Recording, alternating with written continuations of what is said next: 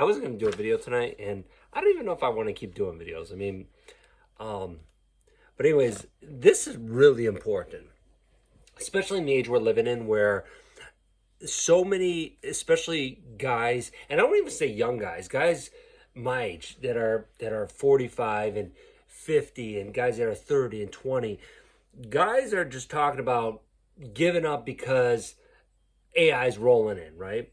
But first of all, my thought in that, and this is a whole another conversation, I'm going to get something really important, is that you can't just give in no matter what's happening. And I don't think that it's going to wipe out everything they're talking about wiping out. We've seen this so many times. Guys have been doing this. You know, I've been in business over 20 years. I've seen this over and over again. This next thing's going to wipe everything out. And does it change it? Yes. Does it wipe it out? No. But here's something that's really important. I'm reading a book right now about Michael Milken. If you don't know about Michael Milken, you can do a little research on him. I'll give you a quick summary. He's a multi-billionaire. He was on Wall Street. And the details of him are not important, but here's what's important. And I think this is what you can get out of it. This is what I'll get out of it. And just to be clear, I'm doing this video for me today. I'm doing this video for me because this is what I need to hear. So if it helps you, that's awesome.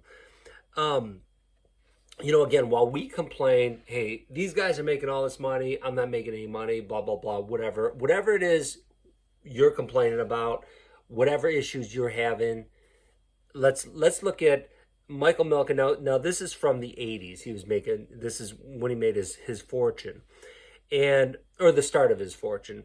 And forget about times that change. Forget all, just put that aside right now and hear this out. The guy got up at 4:30. He was at his desk at 4:30 a.m. each day.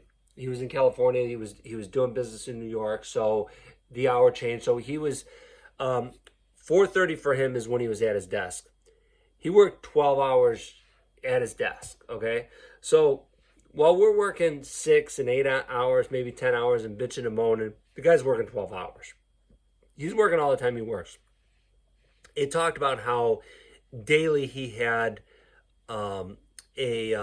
what's it called, a to-do list, and he would add things on that he'd make the night before, and then when he got in the office before all his employees, he would add to his to-do list, which it said averaged 4 hours. It averaged 4 pages.